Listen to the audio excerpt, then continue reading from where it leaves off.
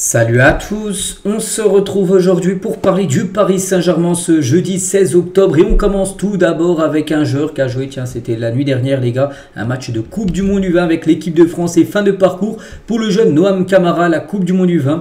La France est inclinée face au Maroc en demi-finale de cette compétition, donc il y a eu un partout, ça s'est joué au tir au but et 5-4 pour les Marocains. Donc à noter que Noam Camara, on en parle de cette Coupe du Monde U20, de ce match parce qu'il a joué tout le match, il a joué les 120 minutes lors de cette rencontre.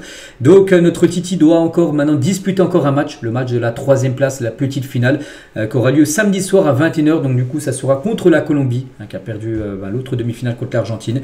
Donc encore un match pour lui, puis après retour bien sûr à Paris pour le jeune Noam Camara.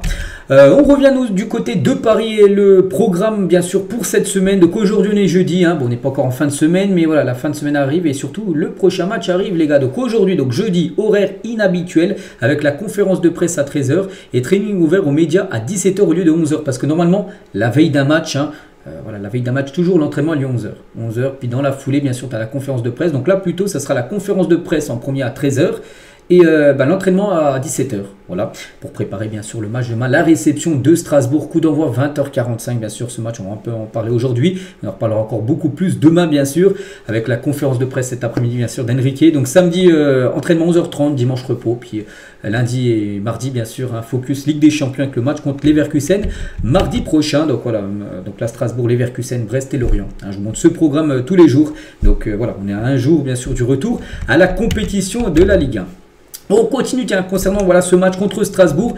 On sait que c'est une équipe un peu décimée, le PSG, on se souvient avant la trêve, beaucoup de joueurs absents. C'est quoi le point actuellement les gars, à un jour de la reprise bien sûr de la compétition? Tout d'abord Ousmane Dembélé, ça fait longtemps ça qu'on ne l'a pas vu, souvenez-vous, c'était blessé lors du match contre Toulouse. C'était le match avant la trêve du mois de septembre. Il avait quand même été pris par l'équipe de France, Deschamps l'avait fait jouer. Et rechute, il s'était blessé du coup là un mois. Donc Dembélé pour l'instant va mieux, voilà, un mois après bien sûr sa blessure. L'ailier parisien a retrouvé de bonnes sensations depuis qu'il a retouché le ballon. Sa présence dans le groupe contre Strasbourg est envisageable, même si le staff préfère rester prudent. Donc aujourd'hui, comme j'ai dit, entraînement tout à l'heure à 17h. Quand je fais la vidéo il est 11h38, donc je ne sais pas si ce ressenti, donc il va se tester de nouveau bien sûr aujourd'hui.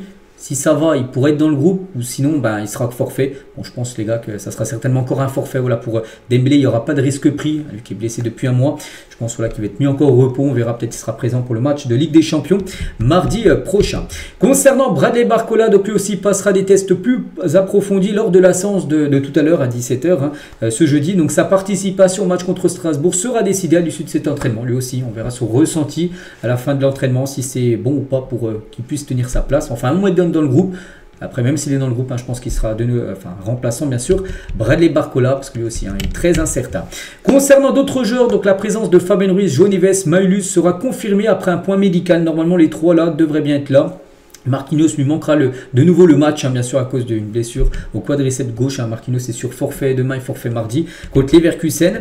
Concernant Kvaratskhelia, lui aussi, souvenez-vous, il a été forfait lors des derniers matchs du PSG. Bon, il a joué les deux matchs avec la Géorgie lors de la trêve. Donc on se dit s'il a joué avec la Géorgie, c'est que c'est bon pour lui. Après 159 minutes disputées lors de la trêve avec la Géorgie, Kvaratskhelia est apte à jouer. Donc lui voilà, sera là demain, il sera même certainement titulaire, Kvara, lors de cette rencontre.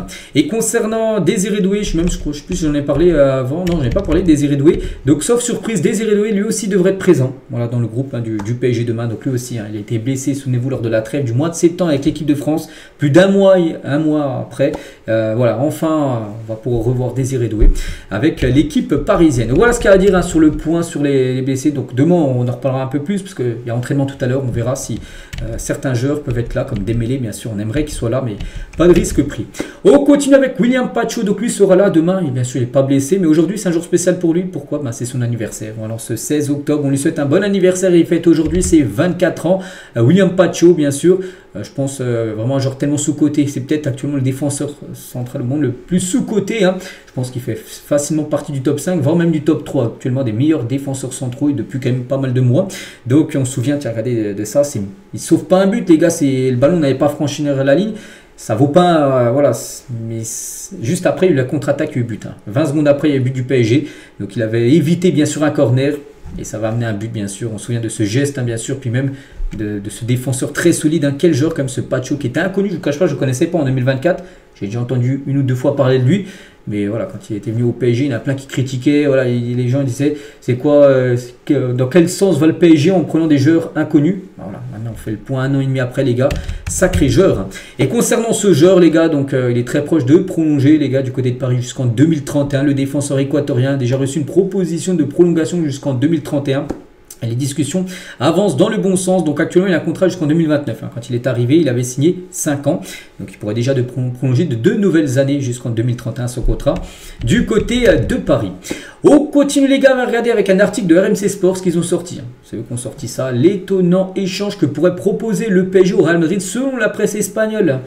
Fabien Ruiz contre Endrick. Voilà, donc moi je ne vous cache pas, bon, la source parisienne dit fake news totale, j'espère, et oui, parce que pour moi je préfère 100 fois garder bien sûr Fabien Ruiz que le remplacer avec Endrick. Déjà c'est pas le même positionnement, l'un joue au milieu, l'autre attaquant, et voilà, Fabien Ruiz c'est enfin quelqu'un d'intouchable au milieu de terrain. Je pense pas que Luis Enrique bien sûr aimerait avoir Endrick en échange voilà, de laisser partir Fabien Ruiz. Donc voilà, bon, c'est du fake news total bien sûr, et cette info. On continue, les gars, on va parler de Kangin. Il y a 2 ou 3 jours j'avais dit que Kangin fait partie des 3 joueurs nommés pour être élu meilleur joueur asiatique bien sûr de l'année. Et c'est aujourd'hui, ce jeudi, qu'on saura. On a le choix entre Taremi, Kubo et Kangin. On espère que ce soit Kangin. Donc ce jeudi sera dévoilé le grand vainqueur. Donc demain, les gars, si je vois qui a gagné, ben, je vous le dirai. Et on croise les doigts pour que ça soit le Parisien. On continue avec Warren Zaïre, Malu et Désiré Doué sont nommés pour le Golden Boy. Donc le Golden Boy, les gars, c'est le Ballon d'Or junior, mais fait par Tuttosport. Il y a eu le trophée Copa, souvenez-vous, lors de la cérémonie du Ballon d'Or le 22 septembre dernier, où Lamine Yamal avait remporté le prix. Il avait remporté 2 fois d'affilée. Mais pour le Golden Boy, tu peux le remporter qu'une fois, les gars. Lamine Yamal ne fait pas partie des 25 finalistes. Il n'y a pas Lamine Yamal. Pourtant, il est éligible. 18 ans. Il peut bien sûr de nouveau le remporter. Mais vu qu'il a déjà gagné, Golden Boy, tu ne peux pas le remporter une deuxième fois. Donc là, c'est une voie royale, les gars, pour Désiré Doué, les gars. Une aubaine pour l'attaquant du PSG, Désiré Doué, selon RMC Sport. Et pour moi, c'est le grand favori, Désiré Doué, pour remporter, bien sûr, ce Golden Boy. Ce serait totalement mérité, bien sûr, pour le jeune Parisien. On continue avec les boutiques, donc les boutiques du PSG un peu partout dans le monde, et ça marche très très bien. Les 2 boutiques parisiennes ont vu déjà leurs chiffres d'affaires augmenter de 90% par rapport au début de la saison 2024. Donc ça, c'est effet surtout Ligue des Champions, vainqueur de la Ligue des Champions. Ça, il y en a beaucoup qui ont voulu avoir le maillot de la saison où le PSG a gagné la Ligue des Champions. Augmentation de 90% depuis le début de la saison 2024. Début de la saison 2024, la LDC n'avait pas été gagnée. C'était la saison où la Ligue des Champions a été gagnée, bien sûr. Et les commandes en ligne ont également explosé, les gars. Le club se rapproche du podium des équipes écoulant le plus de tuniques, le plus de maillots, peu importe des écharpes. Une source interne indique que les chiffres dépassent ceux de l'ère Messi à l'époque où Messi était au PSG. Ils vendaient énormément de maillots, que ce soit en boutique ou même sur la boutique officiellement en ligne. Et ben là, voilà, c'est encore mieux que sur l'ère Messi, où bien sûr Messi vendait également beaucoup de maillots. Et aussi à l'étranger, donc parce que là on parlait des boutiques bien sûr à Paris, mais à l'étranger aussi ça marche très bien. Les États-Unis sont devenus le 2e marché des ventes de marchandising, dépassant le Royaume-Uni, l'Allemagne et le Japon. Voilà, en France bien sûr c'est où ça se vend le plus de maillots du PSG, mais en 2e, avant c'était au Royaume-Uni où il y a beaucoup de maillots du PSG qui se vendaient, pareil au Japon ou même en Allemagne. Et bien maintenant c'est les États-Unis, le 2e pays où il y a le plus de maillots du PSG qui se vendent. Voilà, peut-être effet tout simplement de la Ligue des Champions, effet aussi Coupe du Monde des clubs, voilà, qui a été certainement importante, je pense, dans cette statistique-là. On continue, les gars, avec un documentaire consacré au PSG et à son sacre en Ligue des Champions. Il est en cours de tournage. Il sortira sur Netflix. Il y a déjà eu un documentaire, souvenez-vous, qui est disponible en plus sur la chaîne YouTube du club. Voilà, par rapport à la saison dernière, voilà, exceptionnel. Et bien, un autre documentaire, peut-être avec d'autres images inédites, les gars, qui sortira sur la plateforme Netflix par rapport à cette saison dernière. Historique, bien évidemment.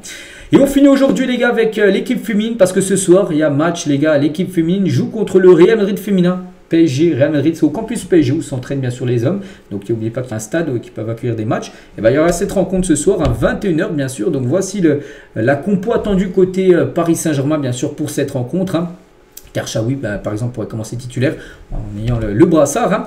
Et Paulo César, donc le coach de l'équipe féminine, n'oubliez pas qu'elles ont commencé avec une défaite. Elles ont perdu, je crois, contre Volvo le premier match. Il faut gagner ce soir contre le Real Madrid. Malgré les mauvais résultats et un niveau de jeu qui inquiète, Paulo César garde confiance en son groupe. On est sur la reconstruction d'un projet, mais on est sur la bonne voie. Et alors qu'il reçoit le Real Madrid en LDC ce jeudi soir, voici les axes de progression d'un PSG féminin à la peine depuis de longs mois. Donc déjà un système plus équilibré qui exposera moins la défense, plus de justesse technique et de tranchant en attaque et des recrues qui doivent trouver leur automatisme, parce que oui, le PSG a recruté comme de bonnes joueuses, hein, mais elles ont du mal à confirmer en gros, et c'est un problème. Voilà, donc ce soir il faut absolument gagner, parce que là ce soir si tu fais un mauvais résultat, ce serait pas non plus fini, mais voilà, si tu commences avec déjà 2 matchs, soit un nul, une défaite, ce serait pas fou, il faut absolument gagner ce soir contre le Real Madrid. On leur souhaite bonne chance, on parlera bien sûr du résultat demain. Donc voilà ce qu'il y a à dire aujourd'hui, j'espère que ça vous a plu. On se retrouve nous demain, bien sûr, on parlera de ça, du match contre le Real ce soir, on parlera surtout beaucoup du match contre Strasbourg imprévu demain soir. Allez, je vous laisse, je vous souhaite une bonne journée et à demain.